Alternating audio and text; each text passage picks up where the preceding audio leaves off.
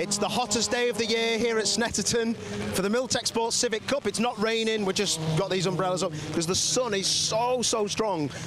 Andy McEwen, I'm Paul O'Neill. Andy McEwen, what is going on? Why are we here? It's a very good question, Paul. We're here because we're about to see a really exciting championship decider in the Civic Cup. It's not the ideal conditions, it's not what they would have wanted, I'm sure. I'm already drowning, I haven't even left the assembly area yet, but hey, if you wanted a spicy championship decider, you've got it, haven't you?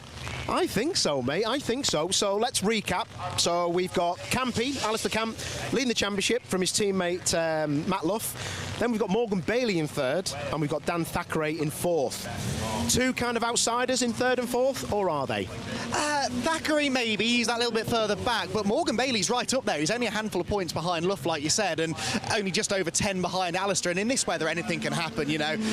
If it was a dry, normal event, then I'd say, yeah, Camp and Luff, they should be able to keep them at bay, but you don't have to make much of a mistake in these conditions, and you're in the barriers, and that could be your weekend over. Hope that doesn't happen. It would be a shame to see it decided that way, but the pressure's on, that's for sure. Who does it favour? Would you want to be leading this championship, or would you want to be coming from the back like third and fourth place? That's a good question, actually, because you've got the pressure as the championship leader, and again, in these conditions, that pressure ramps up. It's easy to make a mistake, whereas those behind don't have as much to lose. They can go full attack, they can take some risks on setup maybe, go for some of those more risky manoeuvres. But I think I'd want the points. I'd want the points in the bank, because anything could happen today. We could end up getting races shortened because of the weather as well. You don't know how many points you're going to get, or if you're going to get blown away before the day finishes. So I'd want those points in the bank. Yeah, no, I'm with you, mate. Matt Luff in the 72, just behind you. He's been a star, isn't he? He really has. Quite calm. Just looking at him in the car now, looks like he's just waiting for things to crack on. But this is his big chance for me. I know that he doesn't have massive budget. A lot of them don't have massive budget, but I think him in particular, there's a lot resting on this. Well, he'll be getting deja vu because the final round for the Civics was here on the 200 circuit a year ago, and he was chasing Alistair Camp for the title. Now, he's closer this time, though. That's the thing. He almost did it last year, actually, even with a bigger deficit. He's, what, 9 points behind coming into these last two races, and he did about a 2-hour stint yesterday morning in wet conditions, not this wet, but on a wet track. He and Alistair did, actually. They both did. They should have a decent setup, and, yeah, Luffy's hungry for it. He's in the zone. Reasonably relaxed though whenever I've spoken to him, so I think he's in a good place. Let's talk about production. The two lads fighting it out for that. Good friends, same team, cool characters. They are, yeah. Alfie and Louis, they've been great fun all year, haven't they? They've had a fantastic battle in the production class, and Alfie, as long as he finishes the race today, the chin, he just needs to the end, but suddenly the job becomes a lot harder, and you forget how inexperienced those production guys are. You know, have they ever raced in conditions like these?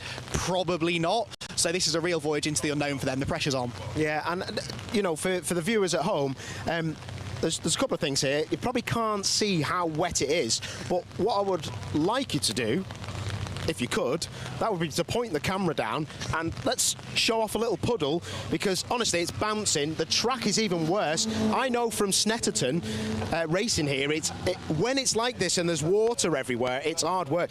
These are not proper wet tyres. They race on these tyres dry or wet. So can we have a quick look? Don't know if you'll be able to see much. Maybe at the back here you can actually see they're grooved.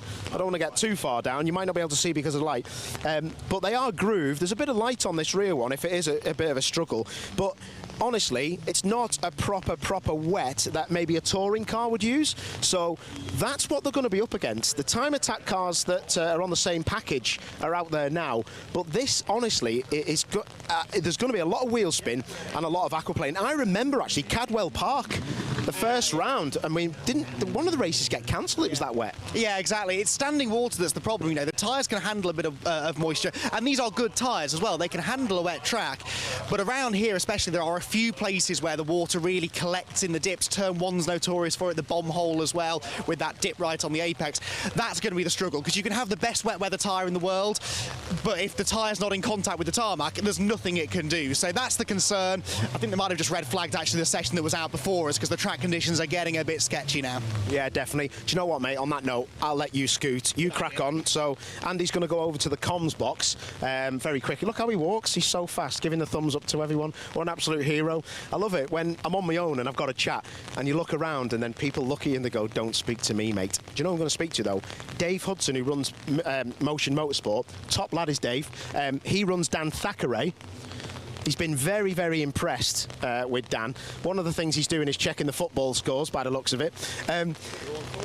He's looking for. He's just getting TSL on to see where his man will be.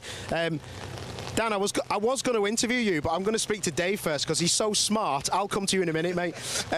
Dave, I was just saying to the viewers at home, you've picked up Dan, and the car has been unbelievable, mate. And the problem we have as commentators, a lot of people move around, and we forget who's where and where they've been. He's been a star, and your setup on this car is amazing. Yeah, he's obviously had a really strong year this year. The car sort of came to us over the winter, had a bit of a rebuild, went through it, made a few changes, got it where it needs to be, and then Dan's sort of done the rest. Budget's been a little bit tight for him this year, so we struggled to get as much testing in as we'd like, so we've gone into 3 or 4 of the rounds straight into qualifying. So to have done what he's done and still being with the shout at the championship at the end of the year by 18 points or whatever is really good. Obviously moving into next year, see how he gets on with we're getting some sponsorship packages over the winter if anyone's interested, yeah, hopefully try and win some races today and see where we end up. Impressive though at Brands Hatch. I mean, he's really starting to knock on the door. I honestly didn't see him as a title contender, but like since he's come to you guys, he's there. And great win at Brands Hatch. Yeah, absolutely. Obviously, we won the first round of the year at Cadwell. We had a couple of wins throughout the season now with Brands as well. Like you say, it was really, really strong. We looked good yesterday in testing. Obviously, the weather's completely different, so the rain's a bit of a curveball today. So we'll see how we get on. But yeah, really, really impressed with him, mate. He's been so good since he came on board. Obviously, we do what we do with the car, but ultimately, it's the guy behind the wheel that gets the results. So yeah, really impressed with him. Top work. I'll just have a quick word with him. I know you don't want to get the we don't want to get the car too wet, mate, 'cause it can steam up. But yeah, quickly, great weekend at Brands Hatch. Looking forward to giving it. Are you in the pound seats here? You're not leading the championships. You just go for it. Yeah, exactly. There's a it's just up to me to have a bit of fun. I've got a very outside chance of it, which means I can just do the best I can. I need a lot of luck, but the rain just certainly adds a layer of unpredictability to it. I've driven this car very briefly in the wet, so I'm not sure how I'll fare, but hopefully we'll be there or thereabouts, and if I win, then that's all I can do, basically. Talk me through what it will be like, because these are not proper wets on these cars. You race them in the dry and you race them in the wet, and there's complaining going on with, but they have got 6.2 million horsepower. Yeah, these are essentially cut slicks. They've got a little bit of tread to get rid of some water, but they're pretty poor with standing water, which is not looking ideal with the weather now. They're okay in between conditions, so it's going to be a bit of an unknown. We'll see how they fare. Just try and stay away from all puddles, basically. Get them up to temperature and see where we are. Top man. Good luck, Dan, and good luck, Dave. Absolutely amazing. Motion Motorsport and Dan Thackeray, spot on. Oh, sorry. Took Dan out. Sorry, I took Dave out, and you at home, sorry. Alistair Camp, the champ, is leading the championship. Bit steamy in there, mate. You a bit worried about this rain? No worry, mate. I'm just watching that nice sunset, look over there, sunrise over there, look, coming in nicely. Mate, I haven't even got time to look if it's sunny over there. I was testing the other day. It was greasy, dry, wet. What was the score? Yeah, greasy in the morning, then we had a bit of dry in the afternoon. So it was a good mix, and we managed to get out early. I mean, did send it off in the first practice, but I found my limits and I know where they are now. So yeah, no, enjoyed it, and we seemed like we was mixing it with the boys, so that's always good to know.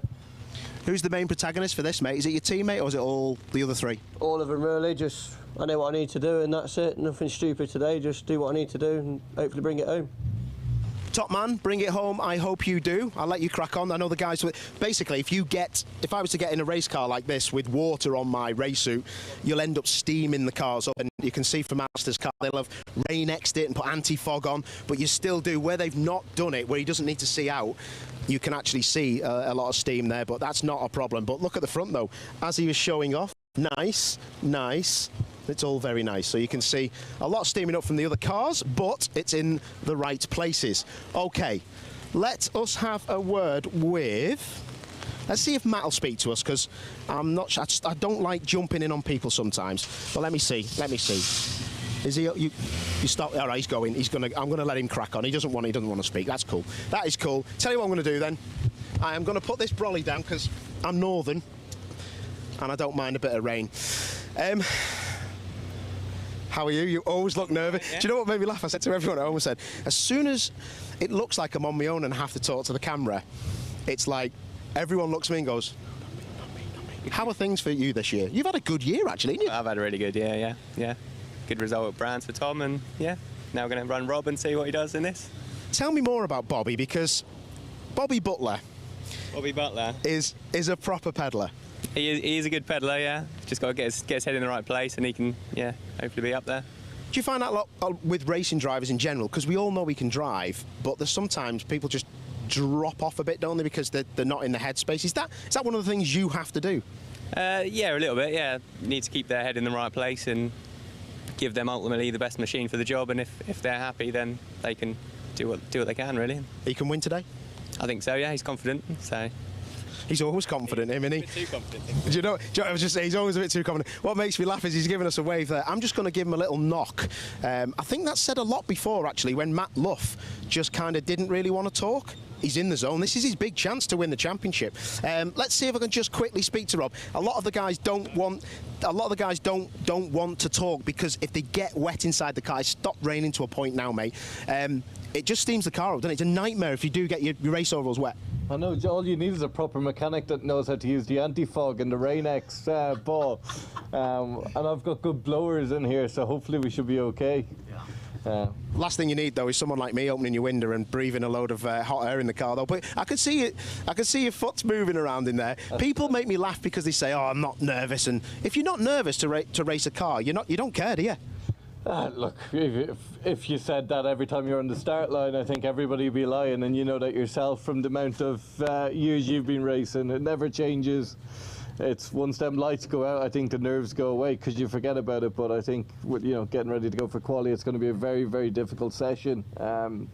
It's very, very wet on these cut slicks, so God knows what's going to happen. So I think that's my little bit of nerves today. If it was dry, I'd probably be a little bit less agitated, but we've been sitting here quite a while now, so hopefully we can get out soon and get going round. Top man, Rob, I'll leave you to it, mate. Thanks for letting us speak, because honestly, the last thing you want to do is speak to me when it's raining like this. What I'm going to do is I'm just going to come with me. I'm going to go and speak to some of the marshals, see what's happening, if anyone's been told what's going on. Sorry, boys. Dave, has anything been said about the timings? No, there's mentioned on the group earlier that there was a red flag, so they were okay. Right. Okay, you won't have heard any of that, but there has been a red flag, and that is why we're kind of studying. It looks like they've opened the gate, so I'm going to ask one of our marshal friends what's going on, because that's the kind of stuff we do. Interesting to see Morgan Bailey right at the front. Guys, do you know what time we might start? No. Good, because no one else does either. Oh, there's a bit of radio chatter, so I'm just listening in. And let's listen. Excellent. Any time, we're just waiting for this, make sure the circuit's clear. Perfect. Right, sorry for that silence. We're just waiting for the circuit to clear. So thank you, ladies and gentlemen. Thank you for that. Oh, yes! Look at that! That's amazing! You all right? Yep, mate, look at his umbrella. Wait, mine, it's yours. Is it yours? Why are you wearing it? It's made me. Mate, can I wear that for the rest of the day? Yeah. Let me just have a quick go with that. Hang on. This is what happens when you have a stoppage. Thank you. Can you put it on for me? Put your bubble hat on. Put your bubble hat on so your head don't get wet. Do you reckon? Okay, one sec. Right, let's put this on. Let me hold your body. Thank you very much. This is so cool. It's like the best day of my life. My head's massive in it. Yeah. No, come here. Is this the best TV you've ever seen? How's that? Sexy. I'm going to have to look in like a window or something for this. Perfect. Thank you so much. You're welcome. Right. How cool is that? Oh my word. This is like, forget your Milltek Sports Civic Cup qualifying. This is, actually, if anyone's just tuned in, they're like, who's your man with the umbrella? It's like that Legal and General advert. I'm going to quickly talk to Morgan Bailey. Morgan, I know you guys don't want to, sorry about the hat, by the way. I know you guys don't want to open the windows and you keep the heat in and all that kind of stuff. Just been asking the other guys, how hard's this going to be? Because you ain't got proper wets on, have you? We're on a controlled tyre. Aquaplaning gets a bit bad on these, but We'll see how we get on. Being first on the road is an advantage. Listen, let you go, mate. Starting P1, hopefully it's P1 for you. Morgan Bailey is gone and he is out. Andy, and the umbrella and me, it's back to you.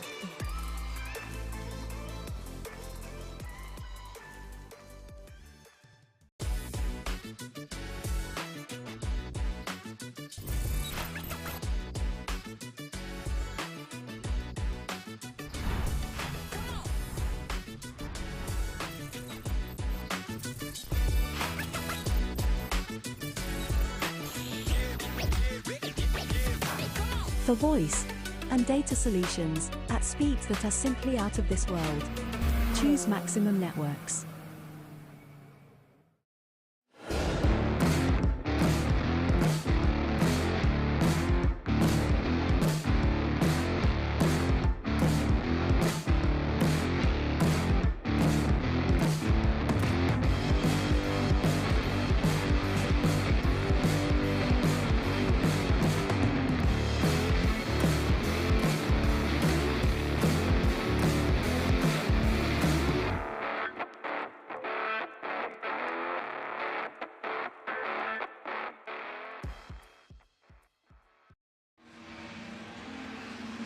Well, good morning, everyone. Welcome to a soggy Snetterton and the final round of the Milltek Sports Civic Cup Championship. Cars making their way out onto the circuit now, indeed just starting their first flying laps around what is a very, very wet Snetterton 200 circuit. A 15-minute qualifying session here that will set the grid for our first of two races here later on in the afternoon that will decide the outcome of both the Cup and production classes in this very hotly contested championship. Andy McEwen up here in the commentary box. Anthony Jordan joining me for this qualifying session. Anthony, I can't help but feel that I drew the short straw here because I've just had to wander all the way down to assembly, back from assembly, stood there for 20 odd minutes getting soaked with Paul O'Neill, and you look remarkably dry. I'm not going to argue the fact. Yeah, it's lovely and toasty warm up in this commentary box, I have to say. Yeah, it's raining cats and dogs out there, isn't it? I mean, you look at the weather here. It was dry this morning. It was a bit of a greasy track, and then just the rain came out of nowhere. But I will say, off in the distance,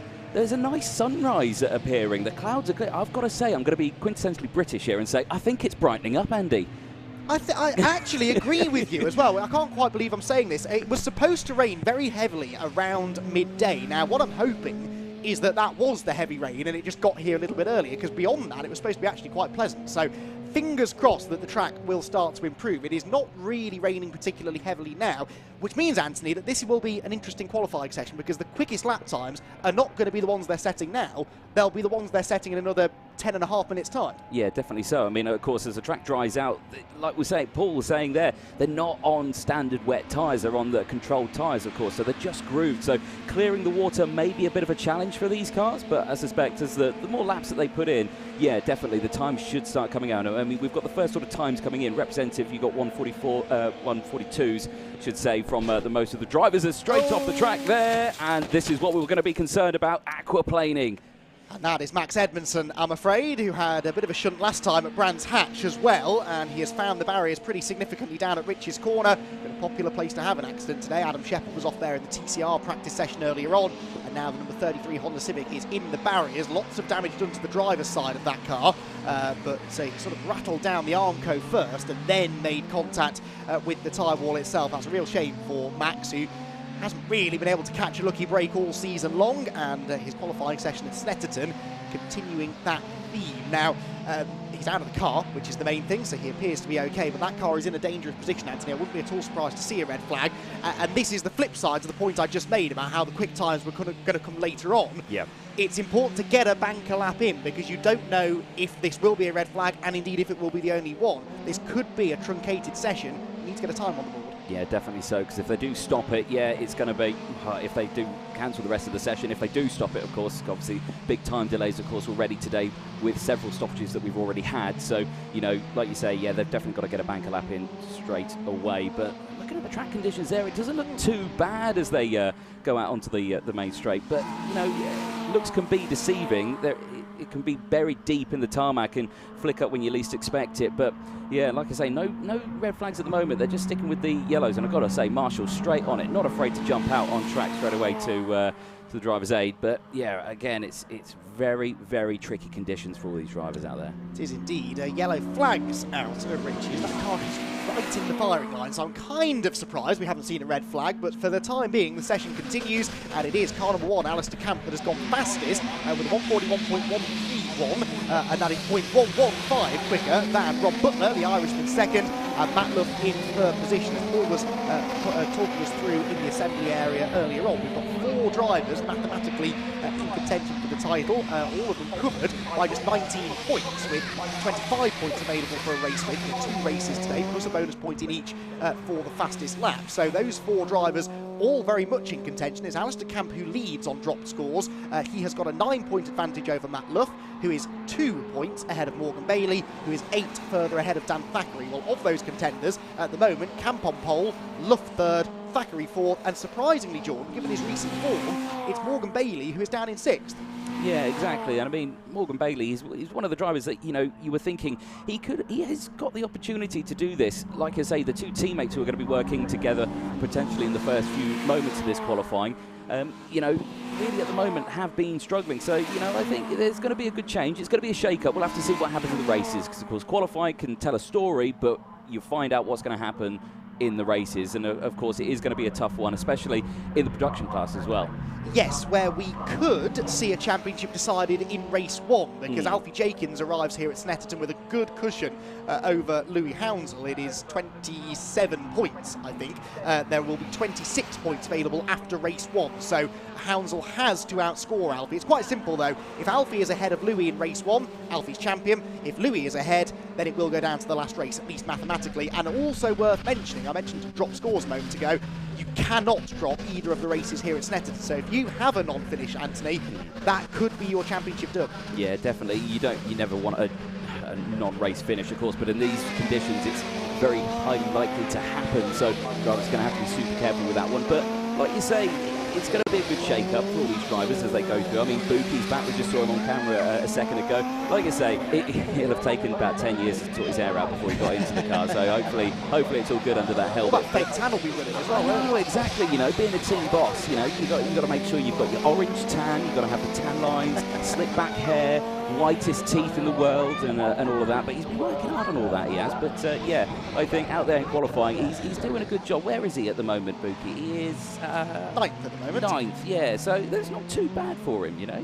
Yeah, but settling himself in, I'm sure. He's been out of the car all season. He's the busiest man in motorsport, Dave Buki. There was a time when he was running about half the cars on the grid, it seemed, and he was extremely stressed every time I spoke to him, and you always kind of got the sense he was itching to get back behind the wheel. So really nice to have him back out there. He will get quicker, I'm sure, as the session goes on. Louis Hounsell there, just coming towards us on the screen into the Wilson hairpin. He is currently your pole sitter in the production class, so he's doing what he needs to right now to keep his championship hopes alive. He's out-qualified Alfie Jenkins. You score points within your class, so where they are in the overall ranking doesn't particularly matter. It's where they are relative to each other. And you've also got the third entrant, Mark Hughes, number 495, the Kinetic Motorsport driver, also running within the production class. So they've got a bit more opposition this time than they've had of late. Matt Luff goes to the top of the times, and that's significant because he's now 26 thousandths of a second, Anthony, quicker than his big championship rival. Yeah, that's a crucial one, of course, as they're going through. Like we're saying predictions for this one. You know, I'm thinking Luff. We're all really thinking Luff, but you don't want to take that away from Camp, because Camp's a quick driver. He really is, and he's shown that in qualifying. Like you say, 200ths between, or 2 thousandths between them. So you know, it's so close in qualifying, and like I say, it's going to get quicker. It's going to get quicker because the track looks like, to be honest, it's not changed. It's it's still pretty wet out there. Absolutely, and Camp can't rely on just following Luff home in both races, because actually, if Luff were to win both races with the fastest lap, then 2 second places would give Luff the championship by 1 point. So Camp has to try and beat Luff. If they're running 1 and 2, he really has to be trying to beat his Area Motorsport teammate, and it looks at the moment like they would be starting on the front row. However, Rob Butler has just done a purple first sector, so Rob Butler going faster than anybody through the first part of the lap, and the Irishman, who sits 5th now on the times, is about to come through and set what could be a new pole position time. We'll wait for that silver number 74 car to get to the line and see exactly what he can do, but he's absolutely flying. He's gone purple in Sector 1, purple in the speed trap in Sector 1 too, so that suggests he's got a bit of a toe out there. Slightly concerningly, he's not with us yet. Here he comes through Coram Corner now, towards the end of the lap, Anthony. So no toe there, he's on his own. He negotiates the final corner, and again, nice wide entry into there, and just trying to pick up that late apex, get on the power as soon as possible. Of course, the front wheel drive in these, got to be so careful that you don't just lock the front. As Camp's in the gravel. Where's that? Is that turn 1? And he's almost collected Edmondson's car. This is exactly what I was concerned about. The championship leader then is in the gravel at turn 1, as Dan Thackeray goes to pole position by 9 thousandths of a second. Butler's time was good enough for third, so Camp is in the gravel. He's going no further in the session, and he's been demoted to 4th on the grid. One of the Pro Alloys cars is sideways. That's Will Redford, and he's heading for the curb at Murray's. Thankfully hits it backwards. Yeah, that's so lucky. Wow, that was close. Redford will continue, but drama for Camp. Red flag's come out. Yes, it has indeed. So, understandably, because we've now got 2 cars in the firing line at Riches. Thankfully, Camp's car came to a halt before it collected Edmondson's machine. But that's a disaster. Alistair Camp, who doesn't make mistakes, it shows how tricky it is out there, Anthony. Yeah, it really does. There he is. And you can just see by his body language there, not happy with that. I mean, you got to think, what could it have been? Did he just get a wheel on the grass? Was it just a lock-up? Trying to push that car just a little bit further through turn 1, because turn 1 you can gain so much time through there. It's such a fast corner, but you know, I think just a little bit too early on in the session. I mean, we still had about 4 minutes to go in the session, so you would have got a couple more laps out there. But you got to think the pressure on these drivers, especially at the front end for the championship, is high. Yes, absolutely, and that pressure showing even for Alistair Camp, who, I said, doesn't make many mistakes. You also don't see body language like that very often from Alistair.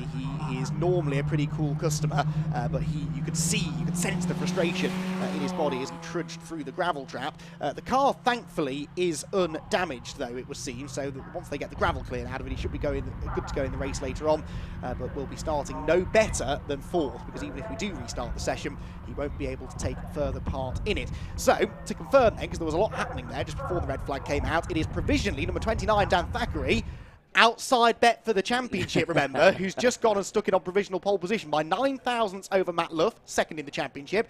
Third place, the interloper, number 74, Rob Butler, here just as a one-off drive. He's not done the full season, but we know he's a proven race winner, and he starts third with Alistair Camp in the gravel, and 4th on the grid for car number 1. Harvey Caton, 5th, by the way, the youngster coming towards the conclusion of his first season in this championship. He is on the 3rd row right now, alongside number 26, Morgan Bailey, who does seem to be struggling a little more in the wet conditions. We're seeing on the screen now those provisional qualifying results. Jack Harding, number 43, is 7th. Number 42, Will Redford, who had that big spin at the final corner just as the red flags came out. He would line up 8th as it stands, ahead of 9th position, number 40, Bradley Lane, and Dave Buki on his return would line up 10th on the grid. Quite a spread of times there, but that really is just because of the very challenging conditions. Jordan Brennan, who had that monster shunt at Alton Park earlier in the season, he would line up 11th. Max Edmondson, who had that fairly sizable shunt earlier on in the qualifying session, is 12th, ahead of, in 13th, Louis Hounsell, the provisional production pole sitter. try saying that quickly, 13th fastest overall, ahead of number 71, one of the other Pro Alloys racing cars of Adam Preble. Then it's Owen Hillman 15th, 16th at the moment for Alfie Jenkins, but they would, I believe, split the field, so they would start the production cars behind the Cup cars, so he would start on the front row of that grid essentially alongside Louis Hounsell, with in 17th fastest number 25 Adam Kruger, 18th number 19 Jeff Alden, and 19th and last for number 495 Mark Hughes. And I can now tweet what I just said, Anthony, that is no longer a provisional grid. It looks like that will be the grid, the session not being restarted. Yeah, cars pulling in now. They'll head to scrutineering. Of course, will be checked over. But you've got to think for Alistair Camper in that one, is that... You say it's a chink in the armoury, maybe. Is that really, what is he going to be feeling now going into the race? Because turn one, obviously, the first corner you're going to see, and he's made a mistake there. Is that going to play in his mind going into the races? It's so easy to do, though. The one thing that Rob Baker, the boss at Area Motorsport, was saying to all of his drivers before that session, don't forget to wind your brake bias back, because in the wet it's so easy to lock the front axle. Yeah. Alistair did that yesterday in practice and went off the road, so he's done this before. Now, I'm assuming this deep into the session that it wasn't the brake bias. He would have already sorted that, I'm sure.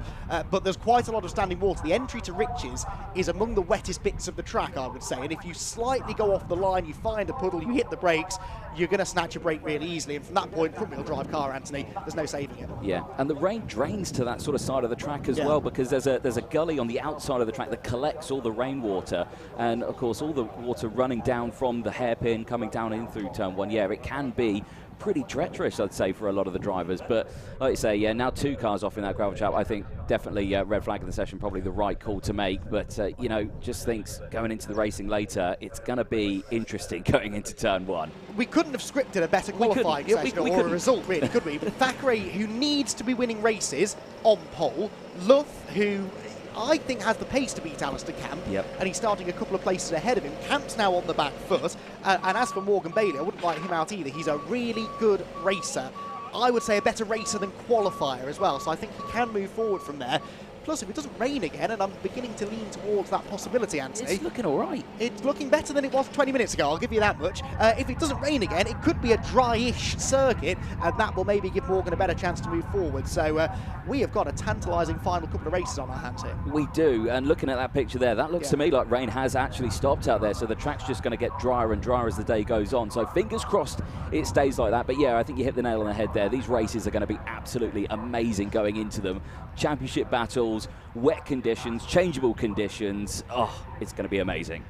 Yes, I agree with that for sure. It's going to be a fascinating couple of races, the first of those races, due to kick off at 12:20. Now, we are a little bit behind time, I think, about 20-odd minutes or so behind time, so we may be a little bit late, but be sure to join us at some point later on this afternoon for the penultimate round of the Milltek Sport Civic Cup.